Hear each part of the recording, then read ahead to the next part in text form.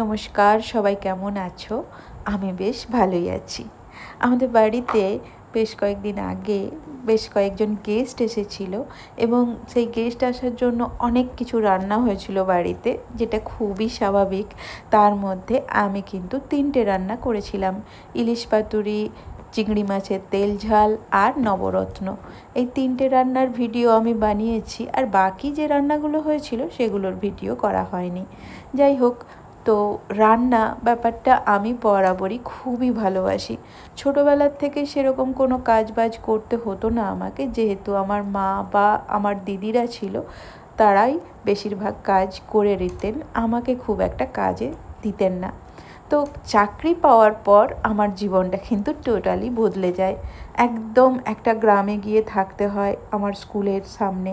সেখানে গিয়ে নিজের রান্না করে নিজেকেই খেতে হতো, বিকজ ওখানে হোটেল বা কিছু ছিল না। তখন থেকেই আমার জীবনের আসল লড়াইটা কিন্তু শুরু হয়। নর্মালি সবাই চাকরি পাওয়ার আগে জীবনের লাইফে লড়াই করে থাকে, আমার ক্ষেত্রে কিন্তু টোটালি উল্টো। চাকরি পাওয়ার পর আমি জীবনটাকে বুঝতে শিখেছি যে কিভাবে স্ট্রাগল করতে হয় রিয়েল লাইফে।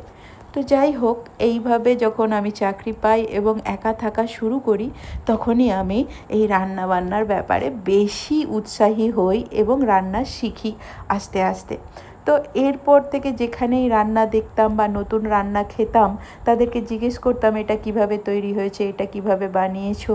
তো সেইভাবে এক্সপেরিমেন্ট করতে করতে আজকে আমি অনেক কিছু রান্নাই কিন্তু বেশ ভালোভাবে করতে পারি। তো সেই রান্নার মধ্যেই এই 3টে রান্না পড়ে, যেই রান্নাগুলো আমার খুবই ফেভারিট এবং রান্নাগুলো করতেও আমি ভালোভাবেই পারি। তবে আজকালকার দিনে আর এইভাবে রান্না শিখতে হয় না। এখন কিন্তু সোশ্যাল মিডিয়ার জন্য বেশ কিছু সুবিধে হয়ে গেছে। অনেক ইনফ্লুয়েন্সার রয়েছেন যাদের সুন্দর সুন্দর রান্না উপস্থাপনা দেখে খুব সহজেই রান্নাগুলো করে ফেলা যায়। এবং যারা রয়েছেন অনেকেই, যারা খুব ছোট ছোট টিপস দেন আমাকে, আমি ভিডিও আপলোড করার পর। অনেকে কমেন্ট বক্সে করেন, অনেকে আবার মেসেঞ্জারে এসে করেন। তারা বলেন যে এটা এইভাবে করো, ওটা এইভাবে করো, দেখবে ভালো হবে। তো যাই হোক, সব কিছু মিলিয়ে কিন্তু আমাদের শেখার শেষ নেই। যতই বড় হয়ে যায়, যতই বয়স হয়ে যাক না কেন, আমরা সব শিখতে থাকি দিনের পর দিন। তো সেইভাবে এখনও পর্যন্ত আমি অনেকের কাছ থেকে অনেক রকম টেকনিক, অনেক রকম টিপস পেয়ে থাকি, যেগুলো আমি অ্যাপ্লাই করি।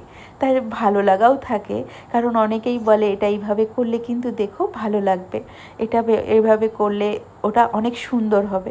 তখন কিন্তু আমি টিপসগুলো তাদের কাছ থেকে নিই।